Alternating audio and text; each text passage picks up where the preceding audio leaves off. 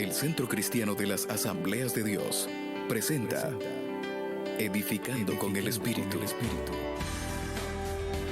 Descubre el propósito del Espíritu Santo para su vida a través de la palabra de Dios, que es pura, perfecta y eterna. Con usted el pastor Marcos Antonio Amaya.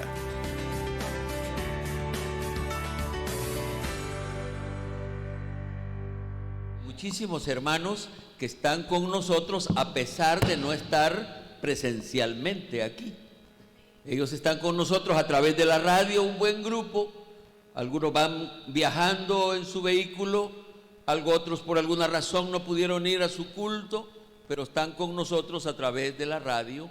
Y otros están quizá más descansados o en otra parte del mundo, porque esa es la benevolencia de internet, que la señal puede llegar mucho más allá de nuestra imaginación, y en la otra parte del mundo es posible que estén hermanos conectados con nosotros, y a ellos queremos darle la bienvenida y expresar nuestra alegría por ser parte de este culto al Señor.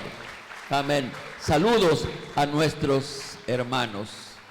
Tomen su asiento.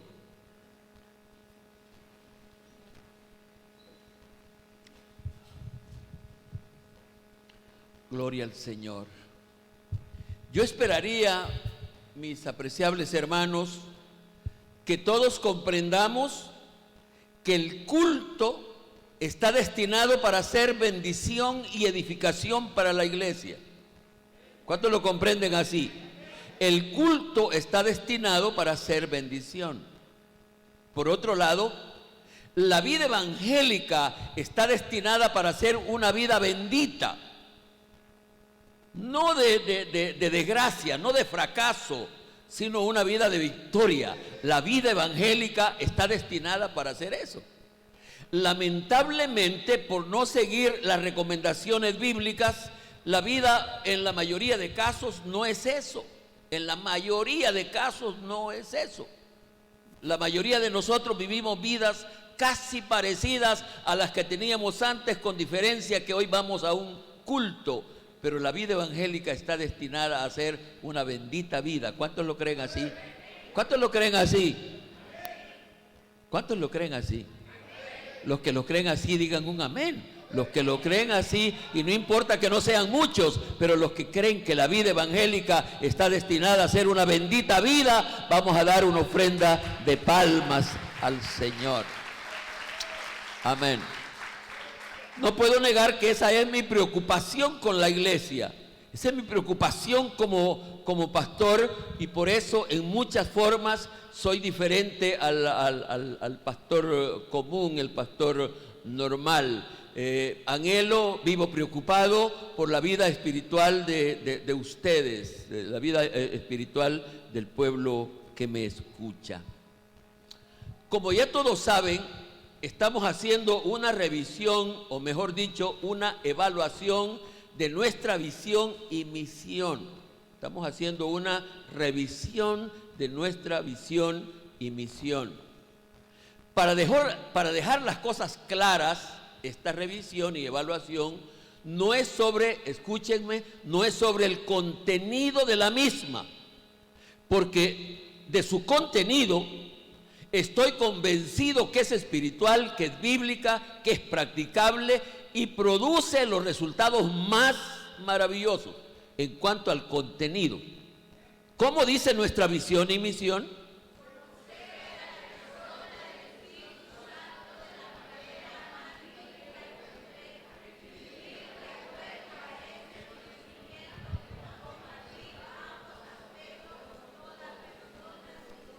No sé por qué sigo teniendo problemas con la gente de mi izquierda. Y solo estoy hablando de mi izquierda, no estoy hablando de la izquierda política, porque si esa anda mal y está casi terminada, no me estoy refiriendo a eso. Me estoy refiriendo a los que están a mi lado izquierdo, porque casi no los veo hablar y participar. Y si no participan, si no hablan, en primera instancia hay rebeldía. Y la rebeldía no es de Dios. La rebeldía es del demonio. ¿Está bien? Entonces, por eso, ¿cómo dice nuestra visión y misión?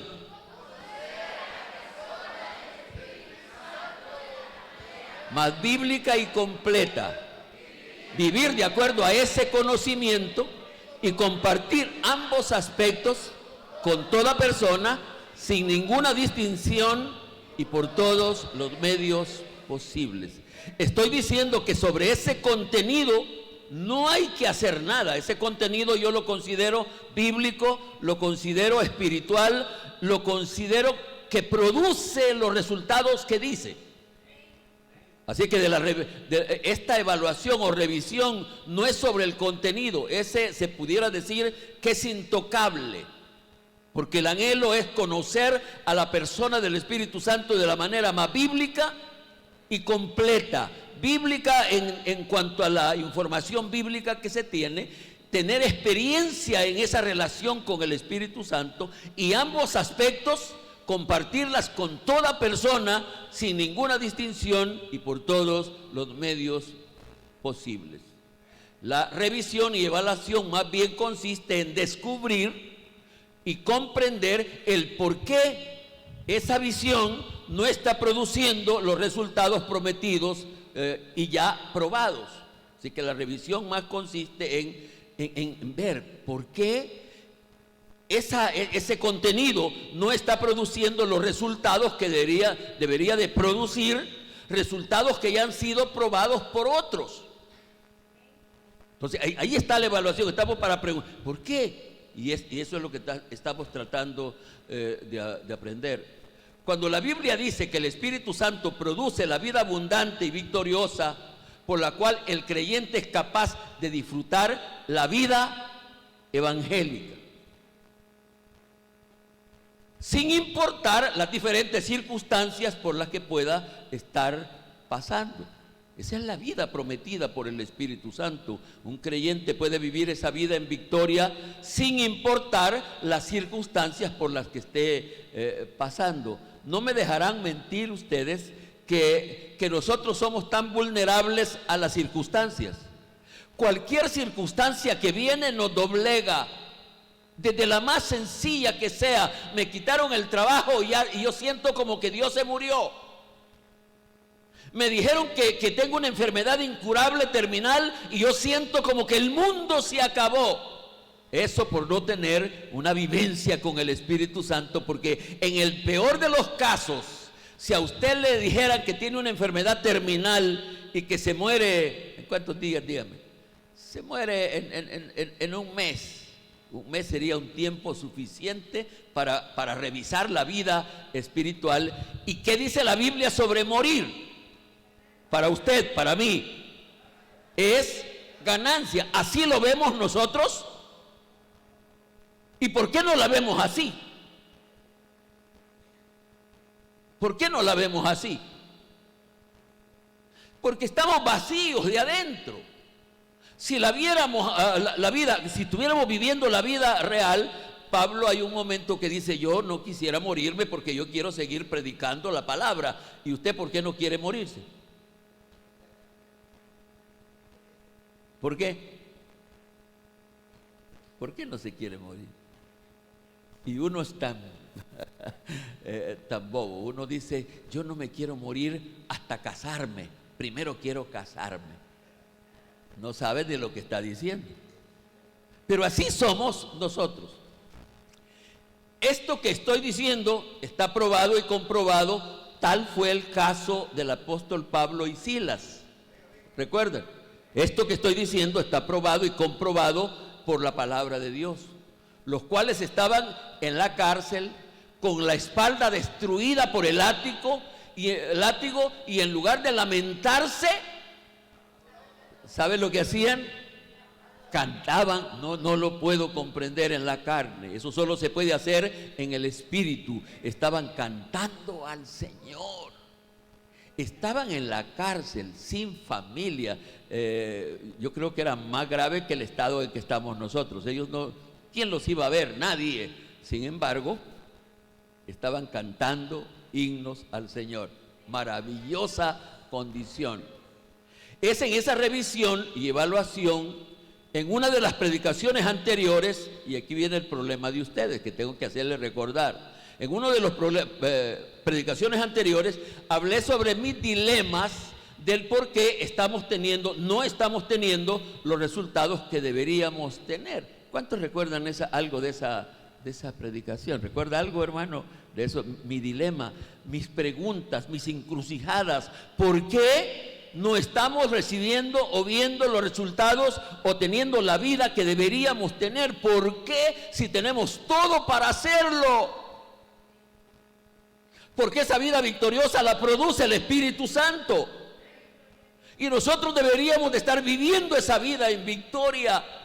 Pero en la verdad, pues ya ustedes saben que no es así. En esa predicación y en esos dilemas me llevaron a la última predicación en la que me pareció encontrar la clave para vivir la vida abundante, la vida victoriosa, para unir el conocimiento con la vivencia, porque en este asunto, cuando menos, a pesar de que hay una persona que lo acepta mucho más antes, con Marcos discutimos muchas veces esto, que sobre el conocimiento, me parece, yo pensaría que Centro Cristiano tiene suficiente conocimiento sobre el Espíritu Santo. ¿Cuántos dicen amén? Sin embargo, Marcos me dice que no, y en alguna manera tiene razón, porque si tuviéramos conocimiento y ese conocimiento fueran nuestras convicciones, veríamos los resultados. Pero nosotros parece ser que solo tenemos información. Y al solo tener información y no estar convencidos de esa información, llegamos al momento en que no estamos recibiendo los resultados que deberíamos estar recibiendo. Entonces, para unir el conocimiento, yo pensé en la predicación anterior que había encontrado la clave de unir el conocimiento, lo que yo sé, con la vivencia, con la práctica. Y eso me llevó a entender y creer que la clave que dije en la predicación anterior, la clave es la fe en acción. La clave es la fe en acción. Porque los asuntos espirituales son de fe. No solo el apóstol, sino el profeta dice, mas el justo por la fe vivirá. Entonces, los asuntos espirituales son de fe. Pero el asunto se me vuelve a complicar, se me complica más. Porque se da el fenómeno, y escúchenme bien esto, se da el fenómeno que en la mayoría de creyentes no se ha renovado la fe. ¿Cuántos recuerdan esas predicaciones, que de una serie de predicaciones sobre la fe? Y estoy diciendo que en la mayoría de casos no se ha renovado la fe. Vinimos y estamos en el Evangelio con la fe atrofiada por el pecado original. Venimos al Evangelio, pero nuestra fe no se renovó. Nuestros pastores no tienen el cuidado de enseñar tan pronto uno viene al Evangelio, de que esa fe con la que venimos debe de ser cambiada, debe de ser transformada, debe de ser renovada, porque esa fe con la que venimos al Evangelio está atrofiada. ¿Y cómo actúa esa fe? Lo he enseñado aquí. Esa fe es egoísta. Esa fe es materialista. Porque uno solo tiene fe para las cosas materiales y para las cosas de uno. Y algunas veces lo expresa hasta con ignorancia. Yo leo en las redes sociales y en Facebook y todas esas plataformas, un hermano dice: yo doy gracias a Dios porque el Señor me libró a mi familia y a mí de morir hoy en la pandemia. Mire qué tipo de fe. Él está contento porque él está vivo y la familia está viva, pero no le importa que los demás hayan muerto. Porque es una fe egoísta y es una fe materialista. Uno cree que Dios está con uno solo cuando las cosas le van bien. Y uno tiene fe en que va a cambiar de esto y que va a mejorar lo otro. Es fe materialista, es fe que viene atrofiada. Entonces, al venir al Evangelio hay que renovar esa fe. Es la fe que cree lo espiritual, Y yo creo que para recibir la vida abundante y para que el Espíritu Santo obre en nosotros, se necesita esa fe renovada. Tenemos que renovar esa fe con el propósito de activar la fe, esa fe fundamentada en la palabra de Dios, porque ese es otro detalle. La fe renovada se fundamenta ¿a dónde? En la palabra de Dios. Si Dios lo dice, yo lo creo. Amén. Si está escrito en la palabra, yo lo creo. La fe renovada se fundamenta en la palabra de Dios. ¿Cuántos dicen amén? Entonces, con el propósito de activar la fe, esa fe fundamentada en la palabra de Dios, viene la predicación de hoy bajo el tema, y en este momento ya todos se ponen en mucho más atención. El tema es ejemplos bíblicos sobre el proceso de activar la fe. Por favor, repítanlo, ya lo tienen ustedes aquí. Ejemplos bíblicos sobre el propósito de activar la fe. Una vez más, por favor. Los de este lado, por favor, despiértense. Una vez más. Una vez más, no me voy de aquí, no paso de aquí hasta que no vea que aunque me engañan, abren la boca y hacen como que están repitiendo, aunque no lo estén diciendo, pero que cuando menos hagamos lo posible de abrir la boca. ¿Cuál es el tema para hoy? Por favor, los hermanos, y aquí ahí están unos amigos, los de la primera fila de atrás.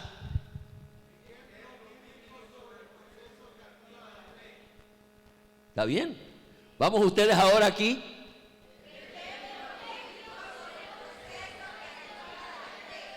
A los únicos que no escucho son del hogar, pero ahí están también, espero que estén oyendo, que cuando menos estén aquí. ¿Cuál dijimos que es el tema?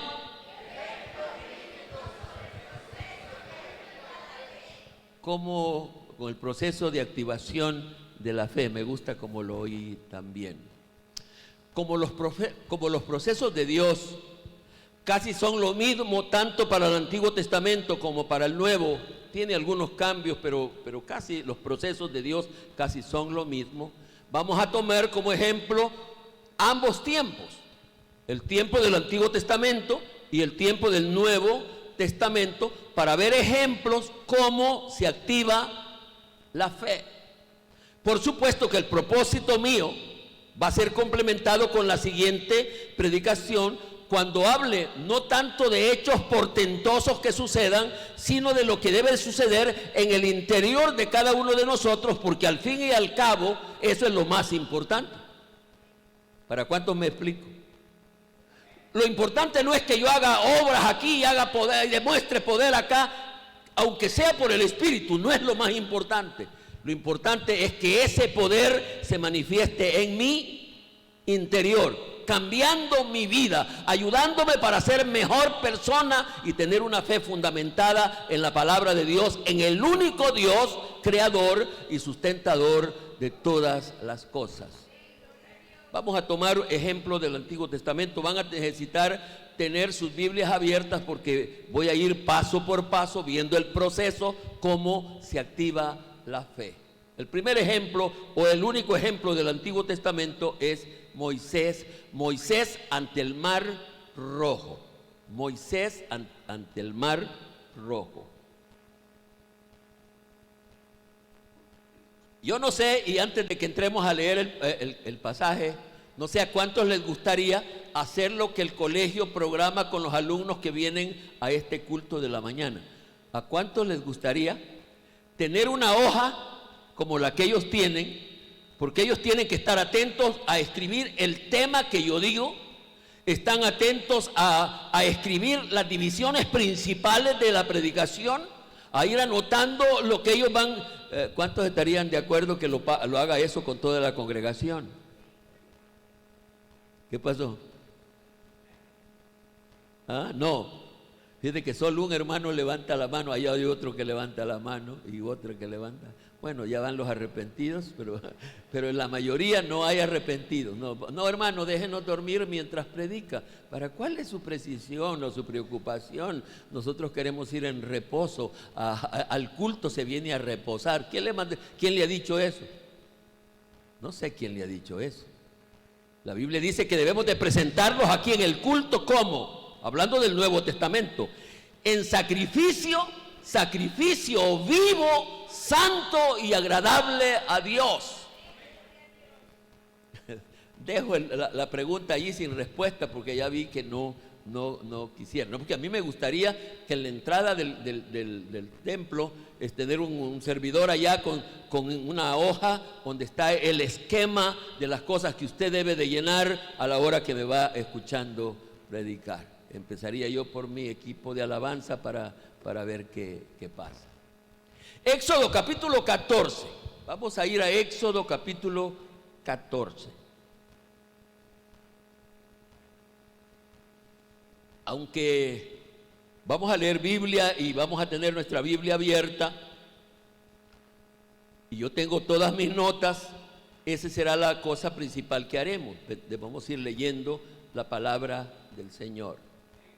Tenga su Biblia abierta para que vamos a ir leyendo los diferentes versículos que van señalando los aspectos que activan la fe. Así que vamos a tener la Biblia abierta para ir comprobando los aspectos que activan la fe. Versículo 1 y 2, ya estamos en Éxodo 14, ¿verdad que sí? Estamos en Éxodo 14. Déjenme ponerme yo también en el mismo libro. Estas páginas de mi Biblia son muy delgaditas y mis dedos ya muy bruscos. Me cuesta hallar los libros, los capítulos. Vamos. Versículo 1 y 2, hay un mandamiento. Y al final del versículo 4, solo leemos el versículo 1 y 2, y al final del 4 hay obediencia.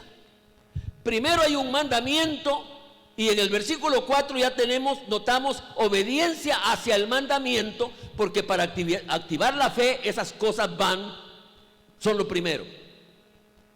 Hay un mandamiento, y ese mandamiento hay que obedecerlo. Usted quiere activar la fe, esté pendiente del mandamiento.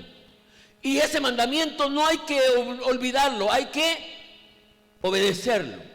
Dice el versículo 1 y 2, habló Jehová a Moisés diciendo: di a los hijos de Israel que den la vuelta y acampen delante de Pisadirot, entre Migdol y el mar, hacia Balsefón. Delante de él acamparán junto al mar. Si usted sigue leyendo, va a notar que pareciera que ese camino no era el más apropiado. Había que dar como una vuelta, pero ese es el mandamiento. Y al mandamiento no hay que cuestionarlo. Ese fue el mandamiento y lo que vamos a hacer es obedecerlo. Hoy vamos a ir al versículo 4, allí mismo, no se vaya caminando. Al final del versículo hay una palabra importante, no la primera parte del versículo, sino la última oración. Dice: y ellos lo hicieron así. Ellos lo hicieron así. No aparece nada que dice y por qué, aunque los israelitas eran rebeldes, pero en este caso se le está hablando al pastor, se le está hablando al líder, se le está hablando al hombre de Dios. Haz esto, da vuelta, irte aquí, no te vayas por donde quieres, sino por donde yo te digo que vayas. Y dice el versículo que ellos lo hicieron así. En el proceso de activar la fe, estos aspectos son unidos. El mandamiento con la obediencia van a la par. Escúchelo bien, métaselo a la cabeza. El mandamiento con la obediencia van a la par, no se pueden separar, no se pueden. Vamos a ir adelante. Hoy vamos al versículo 13. Versículo 13. Hoy descubrimos lo que es tener fe. Vamos a ir llevando el proceso. ¿Qué dice el versículo 13? Y Moisés dijo al pueblo: no temáis, estad firmes y ved la salvación que Jehová hará hoy con vosotros. Qué versículo más lindo, ¿no es cierto? ¿Y qué he dicho yo que es la fe cuando les he enseñado sobre la fe? Estoy diciendo que en ese versículo Moisés no vacila en decir: no temáis, estad firmes, porque Jehová hará con nosotros grandes maravillas. Lo está dando como un hecho. ¿Qué es fe? Se los he enseñado. Fe es creer en Dios, creerle a Dios y esperar en Él seguro y confiado. Tenga cuidado cuando usted dice que tiene fe. Tenga cuidado, porque lo más seguro es que no tenemos fe. Porque fe, ¿qué es? Dijimos, creer en Dios, creerle a Dios, y por esas dos cosas esperar en Él seguro y confiado. Yo sufro con eso, porque son aspectos que todavía no estoy logrando. Versículo 15 describe una falsa manera de tener fe. Estamos en el proceso, cómo activar la fe. Versículo 15 describe, digo yo, una falsa manera de tener fe. Entonces Jehová dijo a Moisés: ¿por qué clamas a mí? Ay, esta es una falsa manera de tener fe. ¿Qué hacemos los que decimos que tenemos algo de fe? ¿Qué recomendamos y qué hacemos? Vamos a orar. Y yo recuerdo que en eso hermana Gloria fue tan sabia cuando íbamos a comprar esta propiedad, y después de que hemos hecho negocio con el dueño, y el dueño me ha pedido que le dé una prima de $15,000 y no tenemos ningún centavo, y yo voy para la casa, llevo contento por un lado y triste por otro, y me pregunta: ¿qué pasó? Y yo le digo, manifestando tristeza por un lado y alegría por el otro, y uso una palabra que quizás sea incorrecta. ¡Qué desgracia! El hombre me da el terreno, pero me pide una cantidad de dinero que yo no puedo dar. Y yo mismo sugerí, porque eso es lo que ella me sugería en otras veces: vamos a orar. Y me dijo ella: no, me dijo, ya no es tiempo de orar, este es tiempo de actuar. Piensa quién nos puede ayudar. Y la respuesta tuvo en eso. Siguiendo el proceso, cómo activar la fe, estoy diciendo que hay una falsa manera, una falsa forma de decir que uno tiene fe. Vamos a orar. Y ahora Dios dice: ¿qué están haciendo? ¿Por qué claman? Este no es tiempo de clamar, quiso decir. Este es tiempo de accionar. Este es tiempo de creer y actuar. Y no vamos a caer en eso, hermano, porque la mayoría de esta congregación tiene algo de eso, que no, hay que orar, hay que clamar. Hay cosas para las que hay que clamar, pero hay cosas en las que hay que actuar. ¿Cuántos lo creen así? Vamos a ofrecer una ofrenda de palmas. A Dios le agrada la fe en acción, porque Él dice: no clamen, actúen. Y aquí empiezan a suceder cosas que son muy complicadas de practicar. Versículo 16, estamos analizando el proceso. Versículo 16 dice: y tú alza tu vara y extiende tu mano sobre el mar y divídelo, y entren los hijos de Israel por en medio del mar en seco. ¿Qué piensa de ese versículo? ¿Qué piensa? ¿Cómo dice?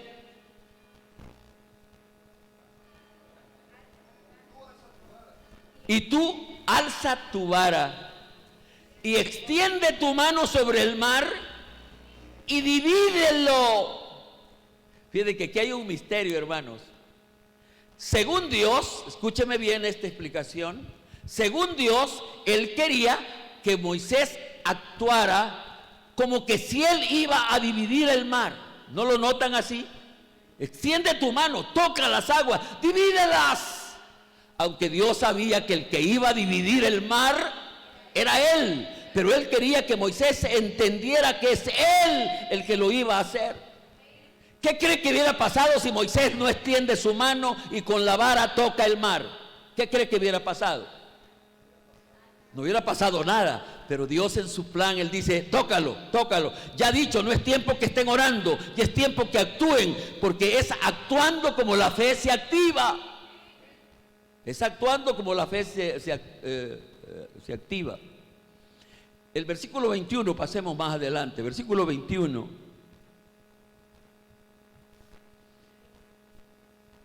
Aquí está la obediencia. Aquí está la obediencia, dice, y extendió la mano, y extendió Moisés su mano sobre el mar. Aquí está lo que ya expliqué. ¿Quién fue el que abrió el mar? Dios, el Señor Jehová. Pero ¿qué hizo Moisés? Obedecer, obedecer, actuar, obedecer, actuar. Extendió la mano. Estoy hablando cosas como increíbles, pero fueron ciertas. Y si fueron ciertas, pueden volver a ser ciertas. ¿Cuántos dicen amén? Puede volver a ser ciertas. Cuando se pone la fe en acción, la parte de Dios también entra en acción. Cuando se pone una fe en acción también, o la fe en acción, también Dios entra en acción. Yo se los he dicho, esa es la verdad. De la parte de Dios no debemos preocuparnos, porque el deseo de Dios siempre es responder a la fe en acción.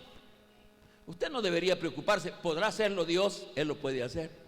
¿Podrá hacerlo el Espíritu Santo? Él lo puede hacer. Por eso no se preocupe. En cualquier área de la vida no se preocupe. Preocúpese por saber si usted tiene la fe que activa, la fe en acción. En este caso, por la fe puesta en acción, el mar se abrió y el pueblo pasó por tierra seca. Por tierra seca. Ese es el proceso para activar la fe según mi visual del milagro del Mar Rojo. Hoy vamos a pasar a otro ejemplo. ¿Cuál es el tema que estoy compartiendo? Ejemplos bíblicos del proceso, cómo se activa la fe. Hoy vamos a el ejemplo de Pedro y Juan, sanando a un paralítico de nacimiento. ¿Dónde se encuentra ese pasaje? Hechos 3. Así que vamos a ir a sus Biblias, a Hechos 3. Hechos 3. Una vez más tendrán su Biblia abierta a esta cita. Hechos, yo citando a Juan, creí que era el escritor, pero estamos hablando de Hechos, capítulo 3, Hechos 3. Estamos en esta otra escena donde se activó la fe. Está un paralítico de nacimiento, paralítico de nacimiento, pero también aparecen dos hombres, y mira este detalle que escribí. Aparecen dos hombres que hacía unos días, cuántos no sé, que hacía unos días habían tenido la experiencia más maravillosa de sus vidas. Unos días atrás, ¿qué había pasado en la vida de Pedro y Juan? Se habían encontrado, habían recibido a la persona más gloriosa, a la persona del Espíritu Santo. Y aquello cambiaba todo. Habían recibido al Espíritu Santo, y el Espíritu Santo hace que la fe se activa, y por eso estamos revisando nuestra visión y misión, porque necesitamos que nuestra fe se active. ¿Cuántos dicen amén? Y el que puede activar nuestra fe es el Espíritu Santo. Amén. En el proceso para activar la fe debe de haber concentración. Versículo 4. Estamos ya en el capítulo 3, versículo 4, dice, Pedro con Juan, fijando él los ojos, le dijo, míranos, concentración. Fijando en él los ojos, les dijo: míranos. Este asunto, en el proceso para activar la fe, debe haber docilidad y sensibilidad. Docilidad para oír, yo lo he explicado aquí, que lo más seguro es que al ir caminando Pedro y Juan iban para el templo a la hora de la oración. Lo más seguro que fue el Espíritu Santo quien les dijo: hoy va a pasar algo grande aquí con este paralítico. Porque ese paralítico estaba ahí todos los días y Pedro y Juan iban al culto a orar todos los días. Pero este no era como todos los días. Este día iba a haber un milagro. Y debe de haber concentración y docilidad. Concentración y docilidad en ambos sentidos para ver las necesidades que hay. Yo pensaría que ustedes se preguntan y se dicen, ¿por qué el hermano Marco, nuestro pastor, anda en estas cosas de la celebración de Pentecostés? ¿Para qué esto? Es por necesidad y sensibilidad. Si no hay un avivamiento del Espíritu, escúcheme bien, lo he dicho, si no hay un avivamiento genuino del Espíritu, muchos creyentes no se van a salvar. La mayoría de creyentes se van a quedar después del rapto de la iglesia. Para que la mayoría de creyentes se vayan en el rapto de la iglesia, hay necesidad de un avivamiento. Por eso estamos aquí. Debe de haber docilidad para oír al Espíritu, sensibilidad para ver la necesidad que hay. Y ahí está Pedro y Juan. En el proceso de activación de la fe, debe de haber honestidad. Otro aspecto más. Debe de haber honestidad. Tenemos que ser honestos, no podemos vivir de apariencias. Centro Cristiano, no podemos vivir de apariencias. Que yo tengo y que yo sé y que yo voy. No vivamos de apariencias. Pedro y Juan, Pedro, que es el que habla, cuando ve al hombre, sabe que va a haber una cosa grande, no quiere que hayan confusiones, le dice: no tengo plata ni oro. Debe de haber honestidad. No tengo. Alguien hubiera dicho: no, démosle un poquito y después lo otro. No, él es honesto al decir: no tenemos, lo que va a pasar no es plata, no te vamos a dar dinero. Debe de haber honestidad. Y Centro Cristiano necesita mucho de esto. El pastor de Centro Cristiano necesita ser más honesto. Hay que ver las cosas como son. Yo he vivido de mucha apariencia. Yo quiero ver todo esto lindo y todo esto bien arreglado, porque pienso que por eso las cosas pueden cambiar, y eso no cambia nada. Ya está probado que no cambia nada. Eso, yo quiero butacas. Estaba diciéndole a mis hijos: mira, si un día cambiamos esta butaca, yo quiero unas butacas mejores, para que nos dé un poco de caché. Es una iglesia que tiene butacas de primera categoría. No, hay que ser honestos, no tenemos nada. O cuando menos decir lo que no tenemos.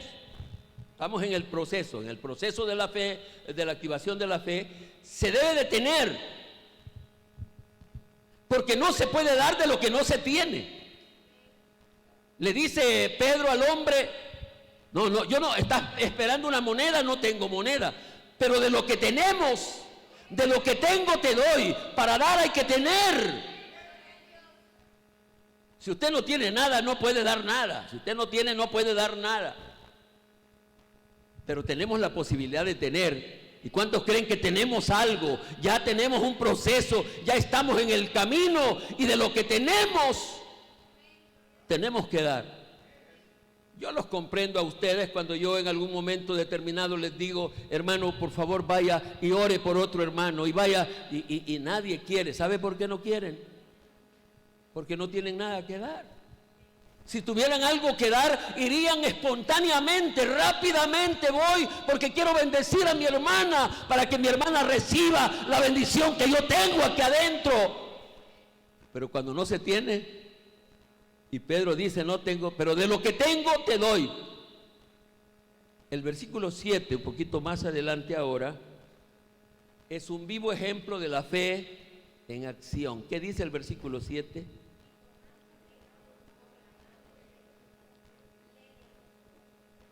Y poniéndole en medio, el versículo, y poniéndole en medio,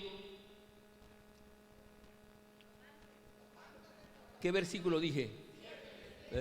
y tomándole por la mano derecha, le levantó. Quedémonos hasta ahí un momento y que la pantalla me quede fija también. ¿Está notando esto lo que pasa? Y tomando, ¿se imagina usted la escena? El hombre paralítico allí tirado en el piso, paralítico de nacimiento. Y ahora el Espíritu Santo le lleva a la fe en acción. Ya le han dicho, vamos a darte de lo que tenemos. Y dice que en ese momento lo toman por la mano derecha y lo levantó. Yo confieso, hermanos, que muchas veces he dejado de ver milagros del Señor porque el Espíritu Santo me ha dicho, haz esto, y yo no he creído. Y yo he dicho, no quiero quedar avergonzado. Si yo lo levanto y no se levanta, como que si yo estoy diciendo que lo voy a levantar en mi nombre. No lo voy a levantar en mi nombre. Quien lo va a levantar es el Espíritu Santo, o quien va a hacer la obra es el Espíritu Santo. Pero aquí está la fe en acción. Eso es lo que tenemos que hacer. La fe en acción está en acción. Se levantan al hombre. Y ahora, ¿qué pasa? Por la fe activada, la fe en acción, ¿qué pasa? Y al momento, dice el versículo, y al momento se le afirmaron los pies y tobillo. Amén. Y no solo eso, sino que el hombre, bueno, lo digo a continuación, el hombre saltando. Dicen que una persona que ha estado paralítica por mucho tiempo, si se empieza a componer, sus primeros pasos son inseguros, inestables, porque él no ha podido andar, no sabe cómo es caminar, así que lo paran y él, así como camino yo casi, y él está allí todo. No, este caso, cuando el Espíritu Santo obra, las cosas no son así. Dice que él lo levanta y al momento el hombre empieza a saltar y a alabar a Dios, a bendecir a Dios. La fe había sido activada. La fe en acción produce resultados maravillosos. La fe en acción produce resultados maravillosos. Versículo 8. Y saltando, se puso en pie y anduvo y entró con ellos en el templo, andando, saltando y alabando a Dios. ¿Por qué no leen en voz alta ese versículo si lo tienen? Por favor. Y saltando, se puso en pie y anduvo y entró con ellos en el templo, andando y saltando y alabando a Dios. Vamos a dar una ofrenda de palmas.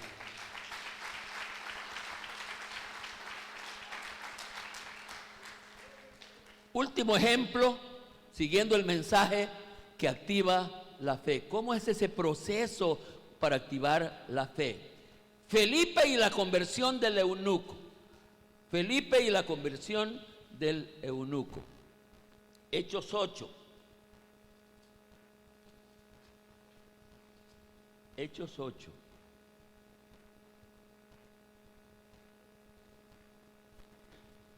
¿Estamos? El pasaje al que vamos a hacer algún pequeño análisis es del versículo 26 al 40. 26 al 40. Algunas cosas de entre ellas.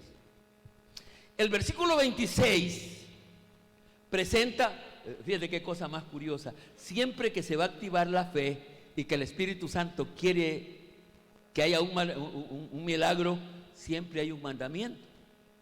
Siempre. Él está mandando algo que se debe de hacer. Versículo 26. Dice, un ángel del Señor habló a Felipe diciendo, levántate y ve hacia el sur por el camino que desciende de Jerusalén a Gaza, el cual es desierto. Así que aquí hay un mandamiento, el Espíritu Santo hablándole a Felipe. Para activar la fe, siempre hay un mandamiento. Y muchas veces ese mandamiento es incómodo. ¿Me va viendo? ¿Me va escuchando? Es incómodo. Va en contra de mis intereses. Va en contra de mis deseos. Y allí es donde tenemos nosotros el problema. Felipe, en este caso que había recibido el mandamiento, tuvo que dejar Samaria, donde predicaba en una, Felipe era más evangelista que pastor, y entonces él está en Samaria y dice que la gente se estaba convirtiendo en cantidades en Samaria, y ahora el Espíritu le dice, deja Samaria y ándate al desierto. Imagínense, estando en la ciudad y ahora ándate al campo. Ese era el mandamiento. Pero para ver la fe en acción tiene que haber obediencia. Tiene que haber obediencia. Felipe lo hizo. De la misma manera, en la activación de la fe debe de haber obediencia sin murmuración. Yo estos días le he estado pidiendo perdón al Espíritu Santo porque he tenido, aunque sea leve, murmuración. ¿Por qué estoy aquí? Y aunque luego vienen las explicaciones, tanto mías como del Espíritu, pero tengo un poquito de murmuración, porque tengo que hacer cosas que no me gusta hacer, andar rogando, andar pidiendo, andar aquí, pero hay que obedecer porque es la manera de activar la fe. Entonces, dice, ¿qué versículo dice? Entonces él se levantó y fue. Obediencia, se levantó y fue. De la misma manera, en la activación de la fe, siempre hay un propósito, y en la mayoría de casos, ese propósito no tiene que ver con mis bendiciones, con mis intereses. Él se pudo preguntar, ¿y para qué voy para allá? Pero había un propósito de Dios, había un propósito divino. En este caso, el propósito era la salvación de un devoto hombre y también llevar el evangelio a una región que de otra manera hubiera costado llegar. Este eunuco era un hombre muy devoto. Fíjate que había dejado su tierra, su país, y había venido a Jerusalén. Había venido a adorar. Era un devoto, pero no era salvo, no conocía las cosas de Dios completamente, y el propósito del Espíritu era que ese hombre se convirtiera, se salvara, pero no solo eso, sino que llevara el evangelio a esta región. Me gusta, hay detalles históricos que hablan de la historia de este lugar, que cuando otros misioneros fueron a este lugar ya había evangelio, y el evangelio lo había llevado este hombre. Ese era el propósito del Espíritu cuando hace eso. En este proceso de activación de la fe hubo otro mandamiento, vamos a seguir analizando, y otra obediencia. Versículo 29, hoy sí lo señalo. Y el Espíritu dijo, y perdonen que me detenga en esto, admiro, me sorprende, envidio, cómo en los tiempos de la iglesia primitiva era tan común que el Espíritu hablase y que la gente obedeciera. Mire aquí otra vez. Y el Espíritu dijo a Felipe, acércate y júntate a ese carro. Él está a la orilla de la calle, ya está en el desierto. Y allí está a la orilla de la calle y le dice, mira, allá en aquella polvazón que viene, allí viene un carro, júntate. Súbete ese carro. Qué maravilloso cómo el Espíritu está al detalle de todo. Y el carro viene caminando y Felipe ve el carro y le hace una seña, y yo no sé si el hombre para o no, pero cuando acordamos, Felipe está subido en el carro. Y para sorpresa de él, se encuentra que el hombre leía en el libro de Isaías. Y él dice, ¿entiende, Señor, lo que va leyendo? Y el hombre dice, ¿cómo voy a entender si no hay quien me explique? Y entonces él debió haberle dicho, si no le dijo, estuvo bien de todas maneras, el Espíritu me envía aquí para que yo le explique lo que quiere decir Isaías, para quién es esa profecía. Cuando la fe se activa, hay resultados maravillosos para todos. Cuando la fe se activa, hay resultados maravillosos para todos. El eunuco fue convertido y bautizado, porque cuando va leyendo, el hombre dice, yo creo que esto no se hablaba de David, se hablaba de Cristo, ¿y qué impide que yo sea bautizado? Y entonces dice, nada, y se bajaron del carro y bautizó Felipe al eunuco. lo bautizó. Hay algunos detalles que no entro en explicación en este momento, porque algunos dicen, bueno, ¿y por qué no lo bautizan a uno es aceptando? Porque usted ni es eunuco, ni es eunuco, ni conoce las escrituras. El hombre conocía las escrituras y era eunuco, entonces bautizan al hombre. Pero digo que cuando se activa la fe hay resultados para todos. El hombre fue bautizado, fue salvado, fue bautizado y llevó la palabra a su nación. Resultados. Pero no solo eso. Felipe fue transportado en un transporte no convencional. En aquel tiempo, ¿cuáles serían los transportes convencionales? ¿En qué iba el eunuco? En un carruaje. ¿Cuál sería otro transporte convencional? Bestia, caballo. ¿Cuál sería otro? Camello también, camello. ¿Qué otro? Mula también, habrían mulas.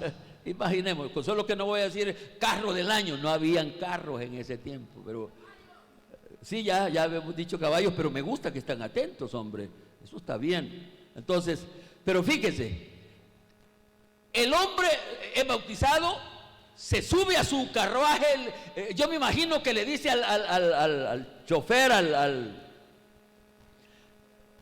que guiaba el carruaje, corre, haz que estos animales caminen, porque yo quiero ir rápido a mi familia, a mi pueblo, para hablarle de lo que ha pasado. Y el hombre deja la polvazón ahí y se va. Y Felipe se queda a la orilla, en la calle, pensando yo, ¿para dónde? ¿Cómo me voy? ¿Para dónde voy? Y pispilea, y cuando abre los ojos, el hombre está allá donde debería estar, transportado en un transporte no convencional. Lo llevó el Espíritu Santo, lo transportó el Espíritu Santo. Yo creo que eso fue verdad. ¿Cuántos creen que eso fue verdad? Yo creo que fue verdad. Es más, eso habla de cómo seremos transportados los verdaderos evangélicos, cómo nos iremos de este mundo hacia los cielos. Pero lo maravilloso, hermanos, es que cuando se activa la fe, suceden cosas maravillosas. ¿No quiere usted activar la fe? Ya estamos viendo que la fe hay que activarla. Hoy he hablado de lo que uno puede hacer cuando se actúa la fe. En la siguiente predicación voy a hablar de lo que puede pasar aquí adentro cuando se activa la fe. A mi manera de pensar, aunque lo de afuera es bueno, pero lo mejor es lo que sucede aquí en el íntimo del corazón. Vamos a dar una ofrenda de palmas.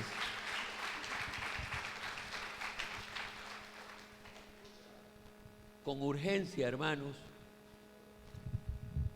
con urgencia necesitamos entrar en el proceso de reactivación de la fe, practicando todos los pasos establecidos. Con urgencia necesitamos entrar en el proceso de restauración de la fe, llenando todos o dando todos los pasos establecidos, fundamentalmente en la fe, seguido de la obediencia, y sin duda se deben de entrar en la acción, y eso en todas las áreas de la vida evangélica. Aquí estamos nosotros y deberíamos evaluando nuestra visión y misión, que por un lado podemos estar cerca de ver cosas maravillosas de parte del Espíritu Santo. Él en su misericordia nos ha hecho entender muchas cosas.